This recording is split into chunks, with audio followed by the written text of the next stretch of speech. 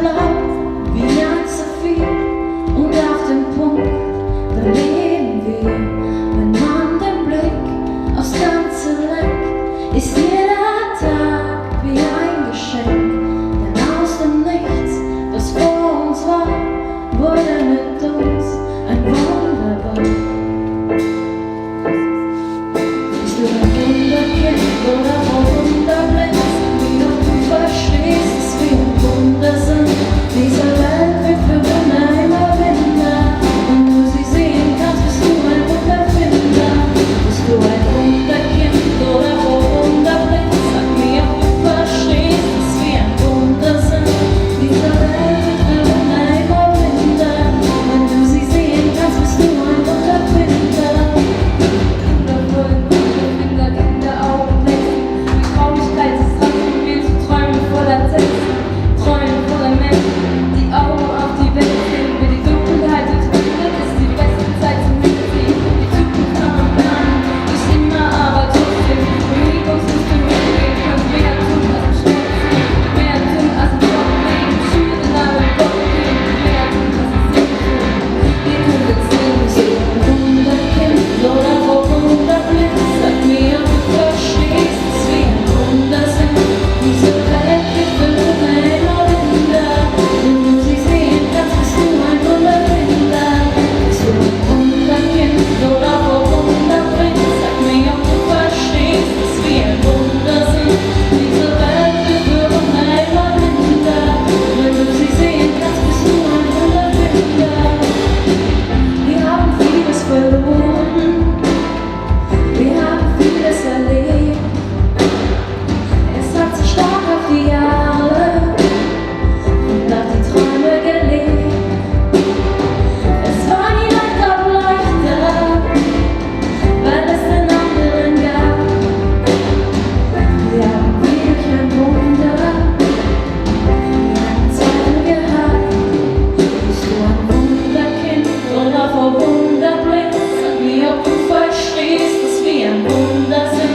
Diese Welt wird für immer Wunder. Wenn du sie sehen kannst, bist du ein Wunderfinder. Bist du ein Wunderkind oder Wunderblind? Sag mir, ob du verstehst es wie ein Wundersinn. Diese Welt wird für immer Wunder. Wenn du sie sehen kannst, bist du ein Wunderfinder.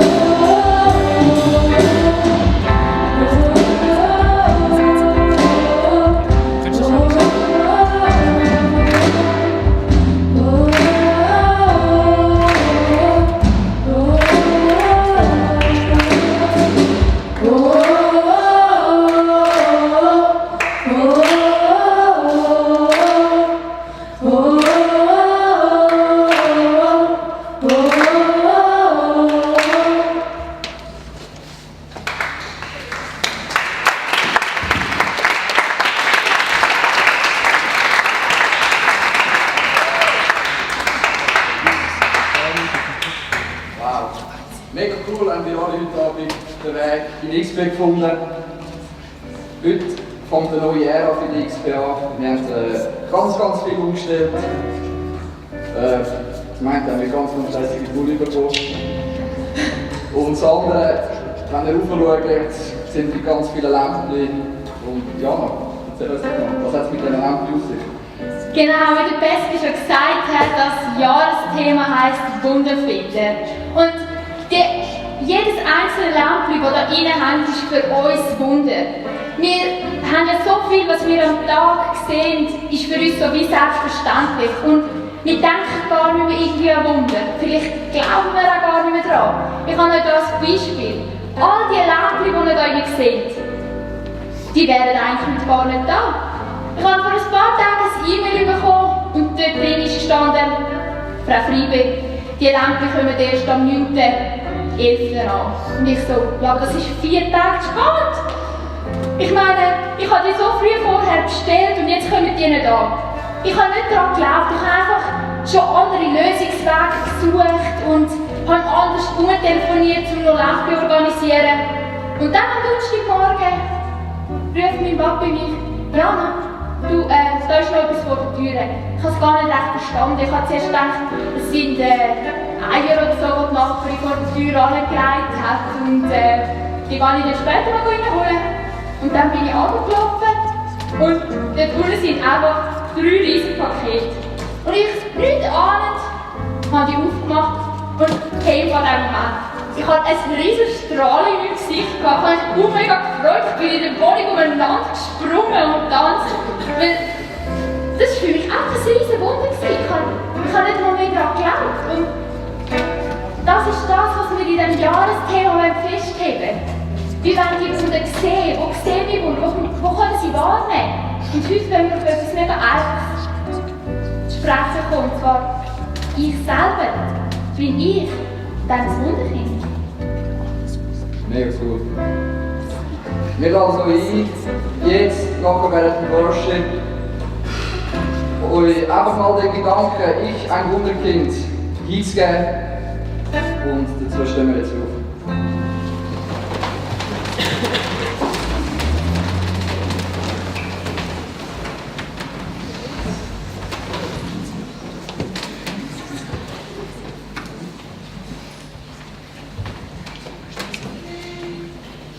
Ja, wir möchten euch einladen, einfach in Gottes Gegenwart zu kommen. Er ist da, das glaube ich, davon bin ich felsenfest überzeugt. Und lasst die Lieder auf euch wirken oder beschäftigt euch vielleicht nochmal mit dieser Frage. Und singt fleissig mit, tanzt, kumpelt umeinander, klatscht, macht was ihr wollt. Wir sind völlig frei.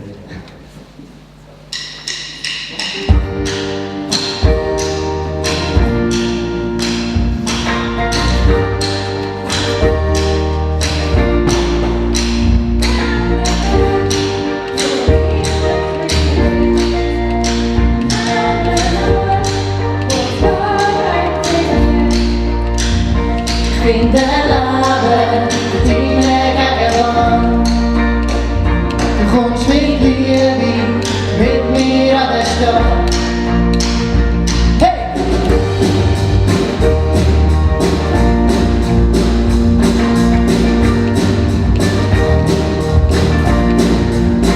Wo ist ein Gott, sie dir bezahlt?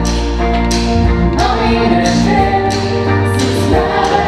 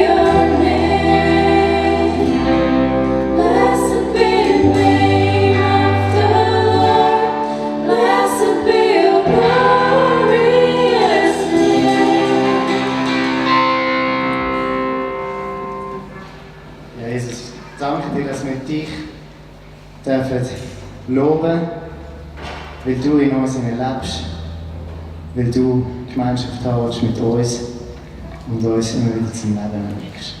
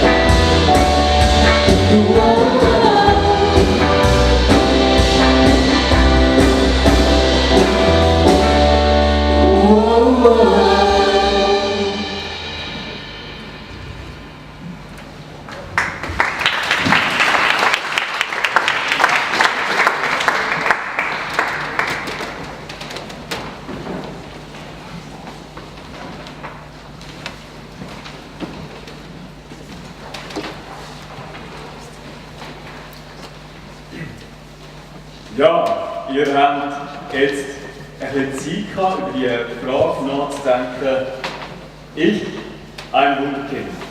Ich weiss nicht, auf was für einen Schluss ihr gekommen seid. Ich habe die Frage aus unterschiedlichen Perspektiven betrachtet und versucht zu beantworten. Ich habe in Basel studiert, als ich in Basel studiert habe, habe ich ganz einen Haufen Medizinstudenten, auch Studentinnen kennengelernt. Ein Haufen sind noch gute Freunde von mir.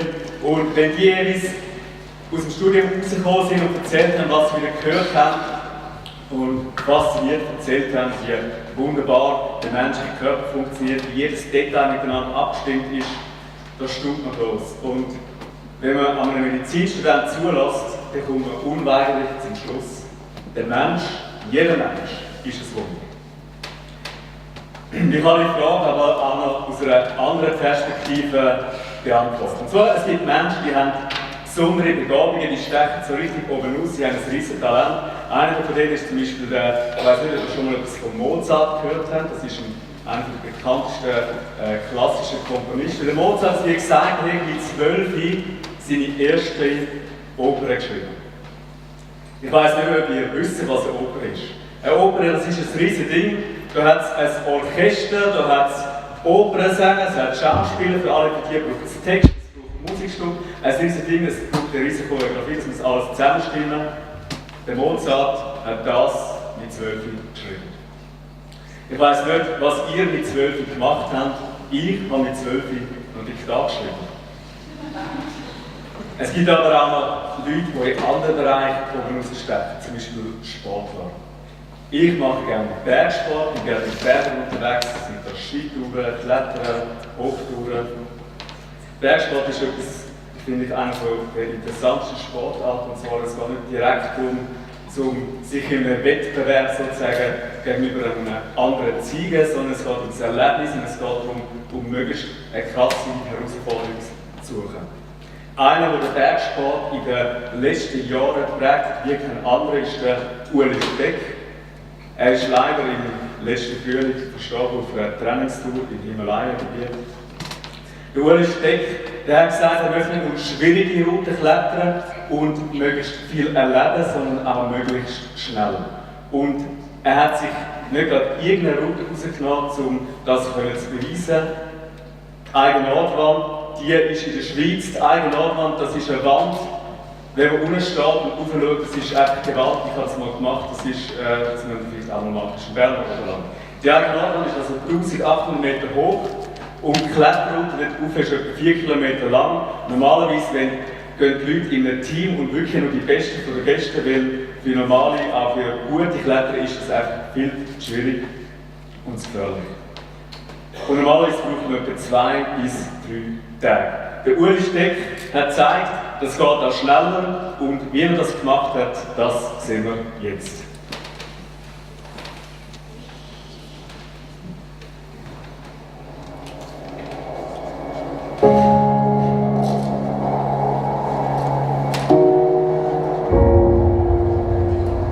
That was for me the day where I decided, I might have to go back and maybe try to get my record back, because Danny Arnold climbed it in 2 hours 28 minutes.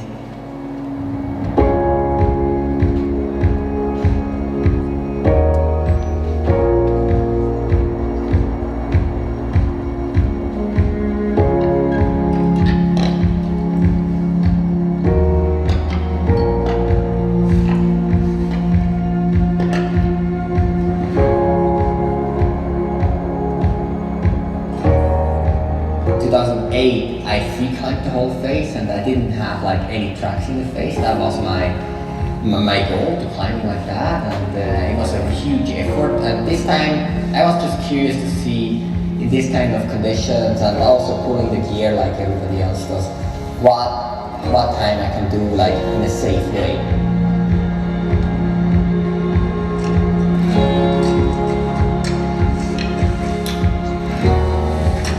I remember like 2008 when I free climbed it and breaking the trail.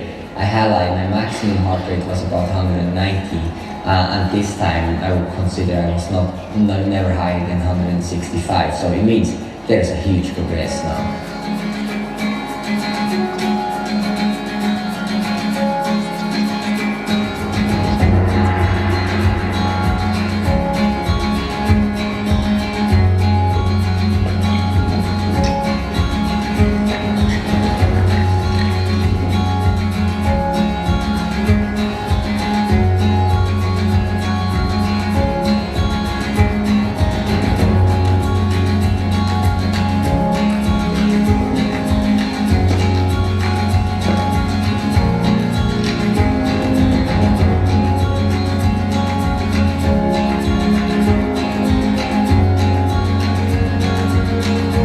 maybe the fastest out there. It's like, I mean, of course, that feels really, really good. But you have to be honest, like these records, they're like, time is not a competition, and it's so many other like factors who count, like conditions, temperature, weather, and being like 6 minutes faster than Danny. I think that's nothing. It's like that's not a big step.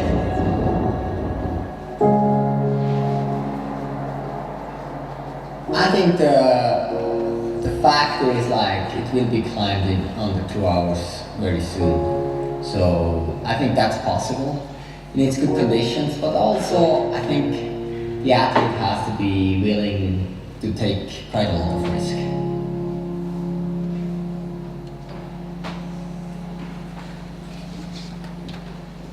Ja, ich weiss nicht, wie es euch ergangen ist, wenn ihr es gesehen habt, wenn ich so Bilder sehe. Ich komme immer wieder schwärmen. Haben Sie es mitbekommen? Ich habe gesagt, 2 bis 3 Tage sind die Kletterer normalerweise unterwegs. Der Ueli Steck macht das in 2 Stunden und 20 Minuten. Ja. Wenn man einen Ueli Steck anschaut, dann kommt man unweigerlich zum Schluss, ich ein Wunderkind? Nein. Die Chance, dass irgendeiner von euch mal so bekannt wird, mal so ein Bergsteiger wird, ist verschwindend klein, einfach rein statistisch betrachtet. Es gibt aber noch eine dritte Perspektive, um die Frage, bin ich ein Wunderkind, zu betrachten. Und zwar möchte uns die Bibel auch etwas zu dieser Frage sagen. In der Bibel sind ja ganz verschiedenste Geschichten zusammengefasst, Geschichten aus unterschiedlichen Zeitepochen.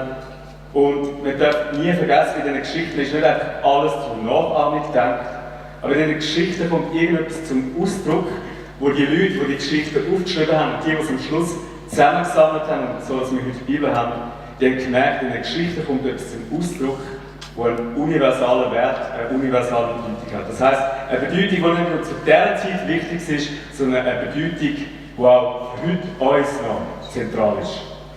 Ich möchte jetzt euch so eine Geschichte erzählen. Es ist eine sehr bekannte Geschichte.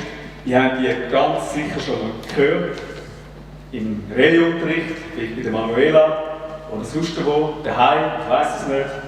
Ich werde jetzt euch nicht so verraten, welche Geschichte das ist, sondern ich werde jetzt einfach mal anfangen, die Geschichte kurz zu erzählen. Und zwar, es handelt zu der Zeit, wo das Königreich Israel bestanden hat. Und es hat einen König gehabt, und ein König ist zu dieser Zeit immer von Gott eingesetzt worden.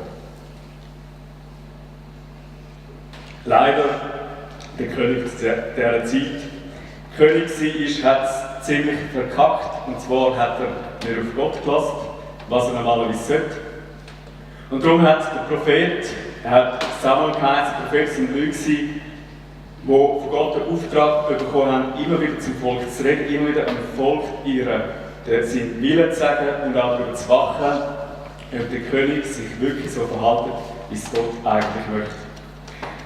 Gott hat also an Samuel den Auftrag gegeben, in das Dorf in Juda, so ein bergiges Gebiet, und ganz der Familie von Isai, ich möchte dir in dieser Familie den zukünftigen König zeigen. Gang dorthin. Der Samuel macht sich auf, geht in das Dorf, und wenn er in das Dorf kommt, kommen die Leute ihm entgegen und haben schon ein bisschen Angst, wenn ein Prophet kommt, dann heisst es immer etwas Grosses. Wer sagt, nein, ist alles in Ordnung, ich komme zum Bub aus der Familie von Isai zu salben und ich habe einen Auftrag von ihm, von Gott. Der Isai lädt ihn zu sich ein und er holt sofort alle seine Söhne, das heisst, er hat 7 Prachtskerle daheim gehabt. Und einer nach der anderen stellt sich vor dem Samuel vor. Und dann beim ersten denkt der Samuel, wow, der muss es sein. Und Gott sagt zu Samuel, Samuel, schau nicht aufs Äußere. Ich schaue aufs Herz, und nicht was aussen dran ist. Der nächste Sohn läuft bei, auch gross, kräftig, gut aussehend. Auch dort sagt Gott wieder, nein Samuel, der ist es auch nicht. Und so geht es weiter und der 7. kommt und auch bei dem sagt Gott, nein Samuel, der ist es nicht. Und der Samuel denkt, ja gut, dann muss da offensichtlich noch ein Sohn umeinander sein. Er geht zum Isai und sagt, Isai, du, sorry, Gott hat mir ganz klar gesagt, einer von deinen Söhnen ist der, den ich mir auserwählt habe. Da muss noch ein 8. Sohn umeinander sein. Und Isai hat sich so gekratzt und dann gesagt, ja, Okay, gut, du hast recht, da ist noch einer, der Jüngste, der ist draußen auf dem Feld schaffen würde. Ich muss wissen, die Zahl 7 hat eine wichtige Bedeutung im Alten Testament. Überhaupt, die Juden haben immer ganz gerne mit Zahlen gespielt. 7 ist die Zahl für Vollkommenheit. Und der den Text geschrieben hat, will damit ausdrücken, der Isai hat 7 Söhne gehabt, auf die war er besonders stolz gewesen. Aber der David, das ist eben der 8. Sohn, der hat leider nicht Platz gehabt. Auf den ist er anscheinend nicht so stolz gewesen. Wir wissen nicht weshalb, wir können es nur vermuten, aber offensichtlich hat der 8. Sohn, der David, nicht so gerne erwähnen. Wir haben den David geholt und als er gekommen ist, sagt Gott dem Samuel, genau der ist es. Der Samuel nimmt sein Horn raus, füllt es mit Öl, das hat man damals mal so gemacht, salbt ihn und in dem Moment heisst es, kommt der Heilige Geist über den David. Die Salbung, das ist eine ganz wichtige Handlung. Die Salbung haben Priester bekommen, Propheten und Könige. Also nur ganz wenige Leute aus dem Volk. Die Salbung hat immer zum Ausdruck gebracht, dass sie von Gott erwählt worden sind und einen speziellen Auftrag bekommen haben. Und dass die Salbung soll symbolisieren, dass Gott sie auch befähigt zu dem Auftrag. Darum heisst es auch, der David hat noch den Heiligen Geist bekommen. Der Samuel ist dann wieder gegangen, der David ist wieder zurück auf die Weide, hat seine Schafe gehütet. Wir wissen nicht, ob der David bereits erfahren hat, dass er König wird, aber der David hat gewusst, und alle seine Brüder, der David hat von Gott einen Auftrag bekommen.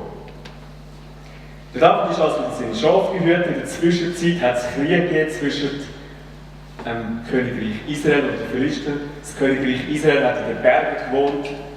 Die Philister haben in der Ebene gelebt, die fruchtbar war. Sie sind kulturell, militärisch und technisch den Israeliten weit voraus gewesen. Die einzige strategische Vorteil, den sie hatten, war die Berge. Dort haben sie sich verstecken. Und sie hatten immer Angst gehabt, wenn es zum Konflikt gekommen ist mit den Philistern. Und so war es wieder gewesen. Die Philister sind angerückt auf der einen Seite des Berges, die Israeliten auf der anderen Seite. In der Mitte war ein grosses Tal.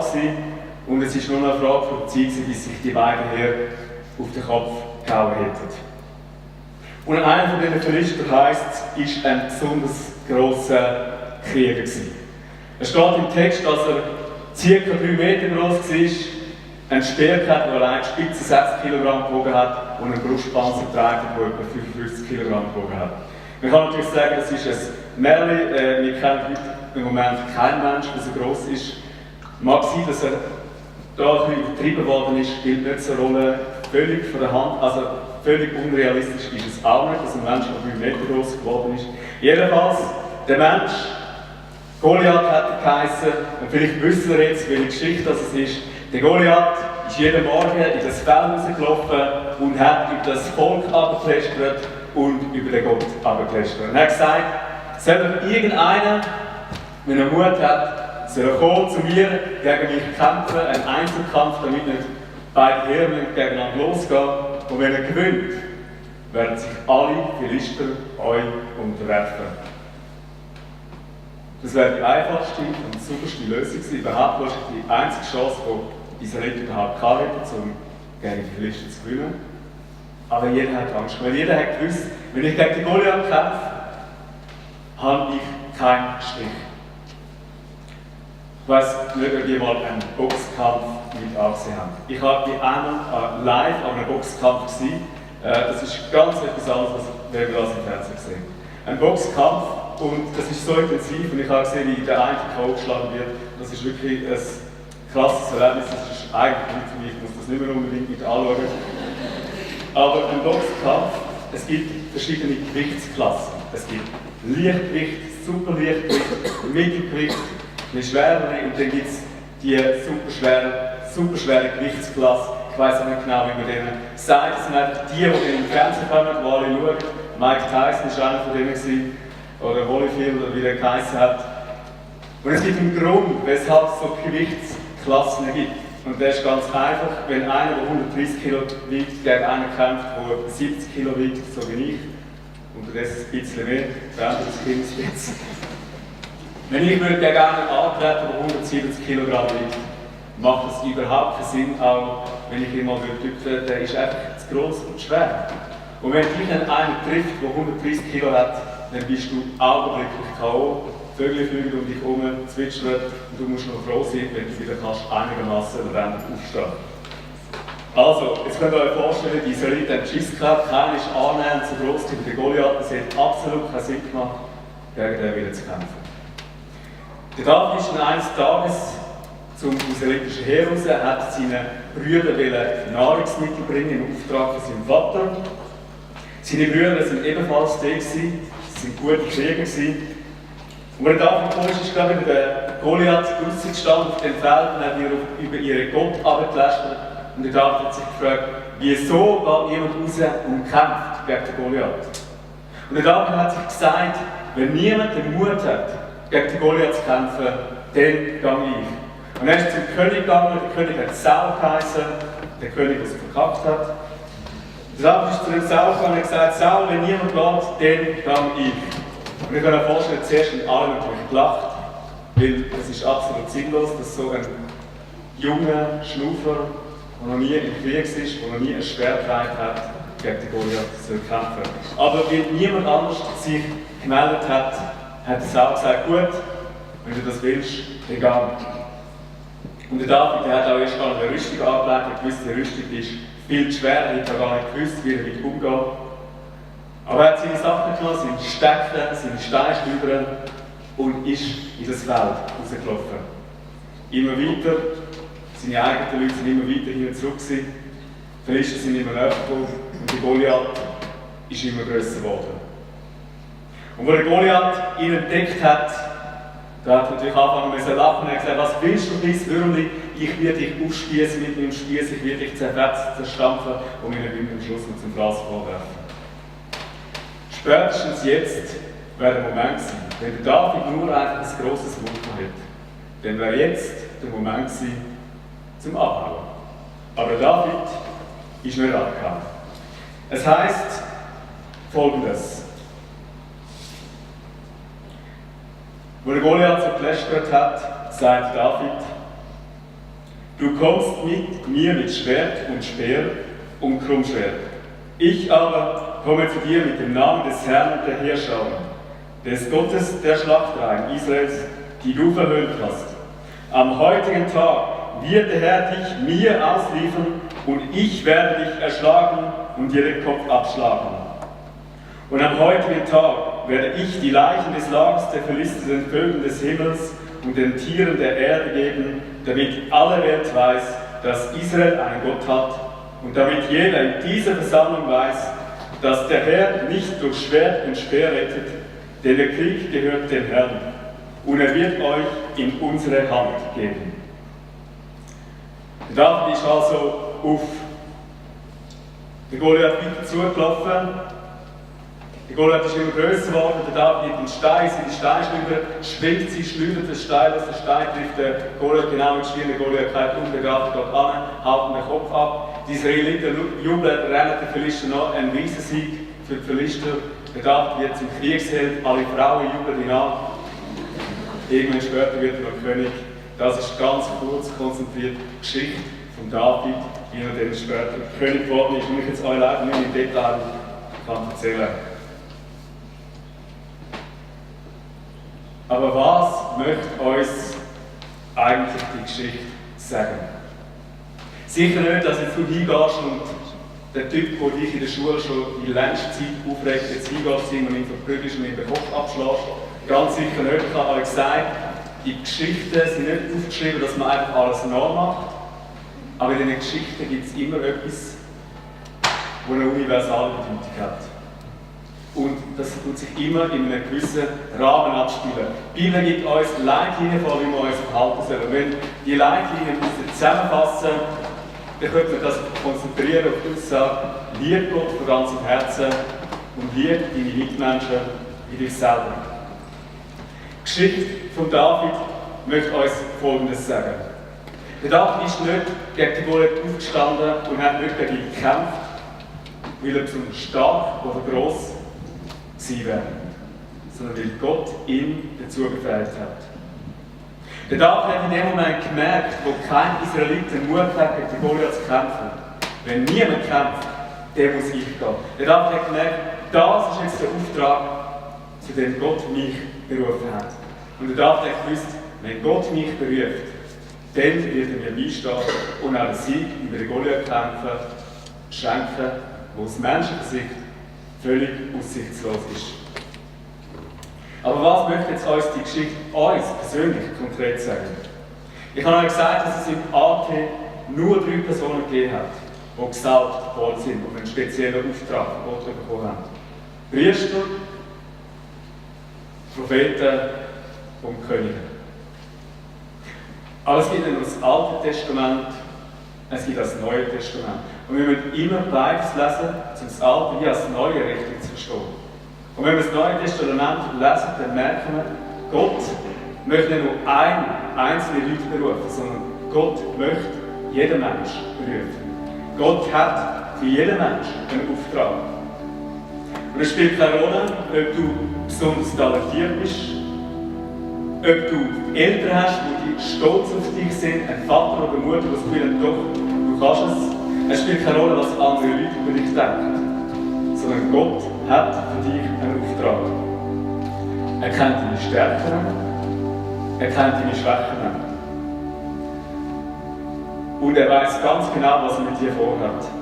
Und natürlich, die wenigsten von uns werden mal weltbekannt oder irgendeinen Star werden. Und das geht so nicht. Es geht nicht darum, wenn Gott einen Auftrag für uns hat, dass wir einen grossen Namen bekommen. Sondern es geht immer um Gott. Aber Gott kann mit deinem Leben etwas machen. Und du wirst erfahren, wenn du dich auf den Gott einlässt, dass dein Leben eine Bedeutung hat. Und dass Gott mit dir etwas vorhat. Und wenn du dich auf das einlässt, wirst du merken, dass Gott dich immer wieder fragt und den Mut gibt, einen Schritt zu wagen, den du vielleicht nie gewagt hast.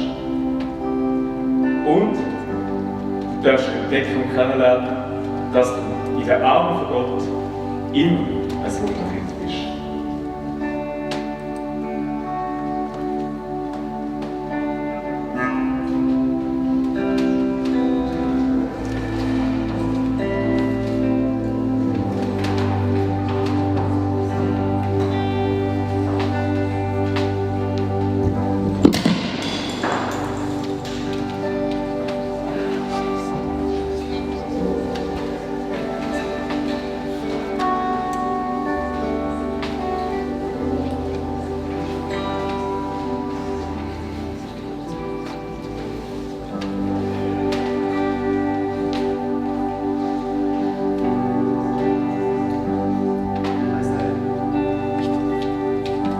Ich weiss nicht, wie es euch geht, wenn wir so Sachen hören. Vielleicht denke ich manchmal, ja, das gilt vielleicht für die, die besonders heilig sind, oder für den Pfarrer da, oder für die da vielleicht Musik machen. Aber es gilt nicht für mich. Vielleicht habt ihr auch Sachen erlebt, wo ihr das Gefühl habt, nein, das ist nicht für mich. Und wenn ihr den Glauben daran genommen habt, dass ihr ein Wunderkind seid. Aber Gott hat euch erwählt. Und ich glaube, wir werden jetzt ein Lied singen, wir trauen dir Grosses zu. Und vielleicht, auch wenn du in deinem Herzen eigentlich so kannst glauben, das ist wirklich für mich die Botschaft, ich bin wirklich ein Wunderkind. Mach dein Herz auf für das, was Gott dir sagen will. Er kann auch, ich glaube auch, wenn er Glaube in uns weckt, ist das Wunder. Wir wollen ihm einfach Grosses zutrauen für unser Leben. Er hat uns nicht bestimmt, um irgendwie. Wir sind ja kein Unfall, warum wir da sind. Sondern er hat uns bestimmt, um eine Beziehung mit ihm haben, zum Berufen sein, was der Mann gesagt hat. Es ist ein Wunder, dass er existiert. Und ich möchte es einfach nochmal sagen, ja, es geht genau um dich. Wenn du vielleicht die Zweifel hast in deinem Herzen. Es geht um dich. Es geht um jeden Einzelnen. Wenn wir das Lied zusammen singen, einfach als Antwort auch Gott. Vielleicht bist du dir auch noch nicht ganz sicher, ob es wirklich so ist, aber wag mal so einen Schritt. Wir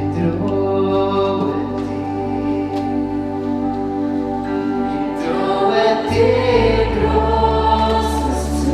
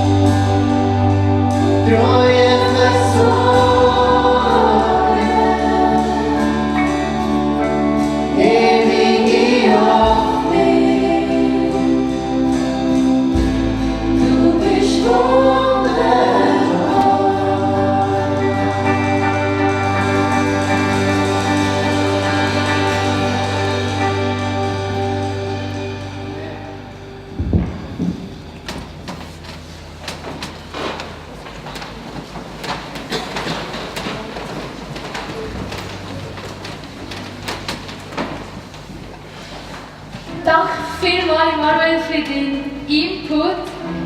Jetzt, so ein bisschen zum Schluss, möchte ich euch noch eine mega wichtige Organisation vorstellen, und zwar Tierfound. Tierfound ist unser neues Kollekte-Projekt für das Jahr. Tierfound setzt sich in ganz vielen verschiedenen Ländern für Kinder, Jugendliche und junge Erwachsene in ganz vielen verschiedenen Bereichen ein.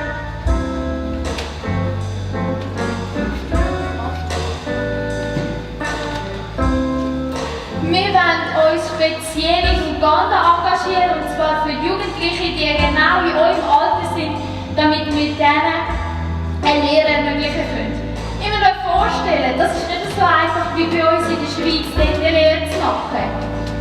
Dort ist es so, dass junge Leute wie ihr sind, sich schon um seine Eltern kümmern oder sogar um ihre jungen Geschwister sind. Sie haben kein Geld und sie haben vor allem auch keine Zeit, um eine Lehre zu machen. Die Möglichkeiten bestehen gar nicht. Und darum hat Tierfound eine Organisation, ein Netzwerk gestartet in Memoir, das ganz viele verschiedene Fachkräfte hat, die junge Jugendliche ausbilden, damit sie eine Lehre machen können. Nicht nur das, sondern sie geben ihnen auch mega viel Grundwissen, Fachwissen weiter, zum Beispiel über Erkrankungen. HIV ist ein riesiges Thema. Wir kennen es alle. Oder was passiert, wenn jetzt in einem Dorf ein Erdrutsch passiert. Einfach so Sachen, die wir gar nicht daran denken. Aber für sie ist das wirklich ein mega grosses Wissen. Da sehen wir gerade auf dem Bild eine junge Frau, die eine Lehre als Schneiderin machen durfte. Schneiderin ist dort ein mega guter Beruf, wo auch viel ausgebildet wird. Und für die Männer, also für die jungen Jugendlichen, ist auch Schreiner ein mega grosser Beruf. Ich sehe euch jetzt hier gerade ein Beispiel von Jakob. Er hat die 6-monatige Lehre als Schreiner absolviert und ist jetzt Schreiner, Dorfschreiner in seinem Heimatdorf. Nicht nur das, sondern er kann auch in ganz viele andere Dörfer gehen und eigentlich so sein Wissen, das er in dieser Lehre gelernt hat, weiter verbreiten. Dass es nämlich, ja, dass einfach alle nachher die Möglichkeit haben auf so einem Beruf. Und darum sage ich, hey, spenden wir doch für die Kinder. Überlegen wir uns doch, ob wir nicht das Red Bull, was wir jetzt vielleicht nachher posten in den Kiosk oder morgen, die 3 Franken, ob wir die nicht einfach in so ein Kästchen rein tun. Und spenden, weil für die, wenn du spendest, einen Franken 50 Rappen, für die bist du nachher ein riesen Wunder, weil du ihnen eine Zukunft ermöglicht hast, die sie ohne dich nicht können. Danke für eure Spende.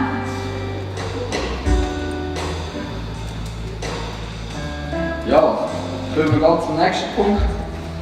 Vor ein bisschen mehr als einem Monat haben wir mit den Künflern im Europapark gehen. Es war für uns eine ganz andere Atmosphäre, um Künfler auch kennenzulernen.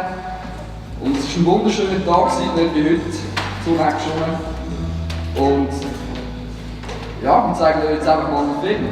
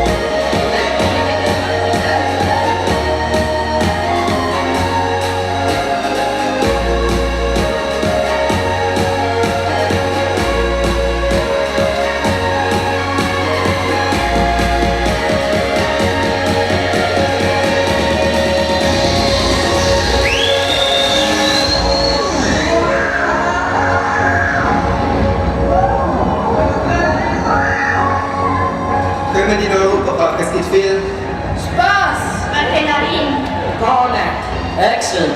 Wir freuen uns.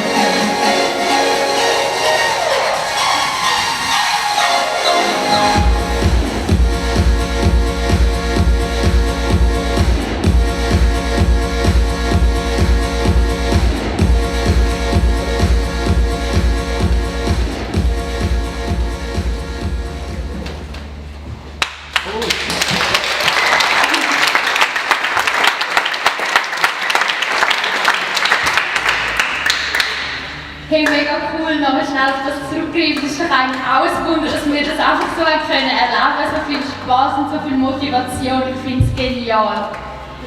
Jetzt noch auf etwas kleines anderes. Wir sind fast schon am Ende von unserem heutigen neuen Xperience. Ich kann einfach nochmal zurückgreifen, falls ihr noch Fragen habt oder ihr ein Gebet wünscht, ein Gespräch. Ist Nicole und Emanuel immer offen und ihr dürft sie auch nachher wirklich nach dem Xperience auf sie zugehen und ja, das Gespräch suchen. Ja. Anschliessend an Xperience. Ich darf die Erste sein, muss ganz ehrlich sein. Ich habe ihn auch noch nicht gesehen.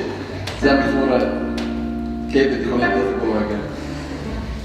Der Underground, er ist nicht komplett, aber ein Grossteil ist neu. Extrem viel Zeit ist investiert worden, damit genau dieser Raum einfach noch viel spezieller kann sein kann. Und ich lade euch herzlich ein, dass ihr nachher rüberkommt ins alte Pfarrhaus. Denkt daran, ihr müsst einen Stempel holen und es gibt einen American Hot Dog für alle. Wir freuen uns auf alle von euch. Jetzt übergebe ich das Wort noch an Simon. Ja, und zwar haben wir noch eine Verabschiedung. Die Ramona, die da neben mir steht, ich habe sie erst etwa vor 2 Monaten kennengelernt, als ich hier angefangen habe, aber sie ist schon viel länger dabei. Sie hat jetzt etwa gesagt, 4, 5 Jahre, 6 Jahre die Band mitgeprägt und mit sich hingegeben. Ich habe deine Art mega zu schätzen gelernt, wie du mitdenkst, wie du die ganze Band prägst, wie du auch so ein Stück weit wie eine Bezugsperson bist für andere. Und ich möchte dir einfach an dieser Stelle noch Danke sagen für all deinen Einsatz. Ich habe dich jetzt nur sehr kurz kennengelernt, aber ich glaube, das verdient einen richtig fetten Applaus.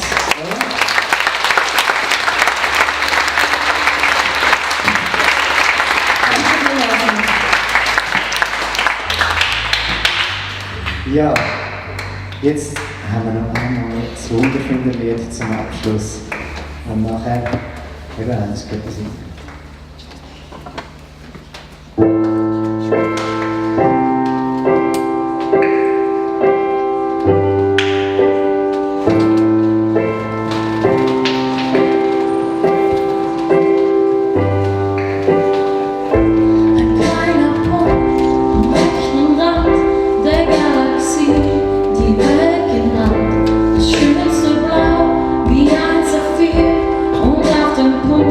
Da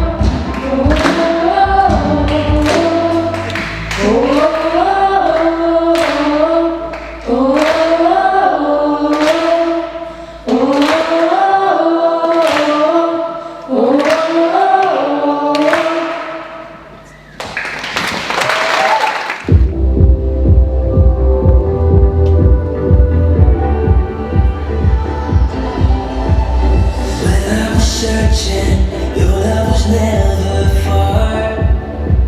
You made a way to get to me, you were the whisper, leading me to your heart.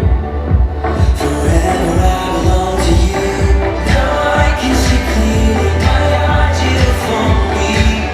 You won't let go, love won't let me down, and I know it's true, yeah, I know it's true. Love is all around, I believe in you, holding on to you, holding on, and I know you will never fail. I want all of you, you never change your love won't let me down. Love won't let me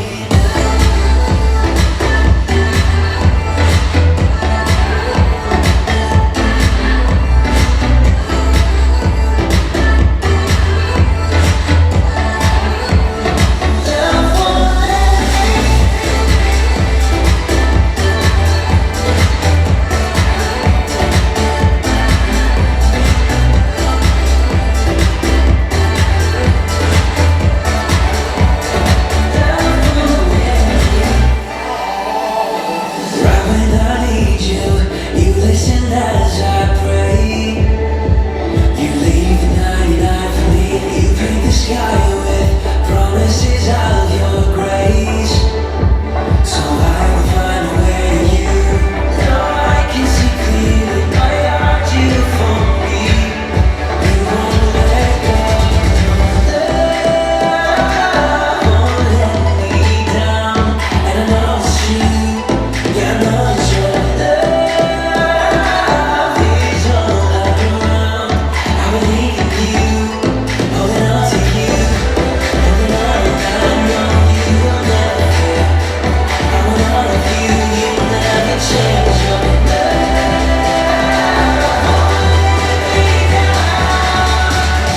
Love won't let me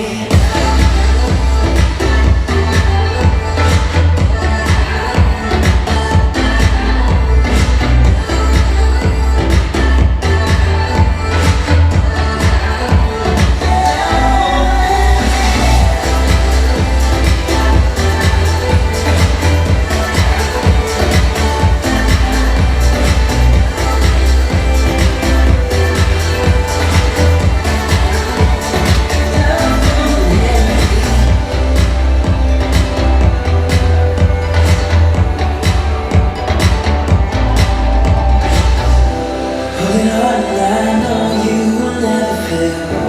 I want all of you, you never change your love.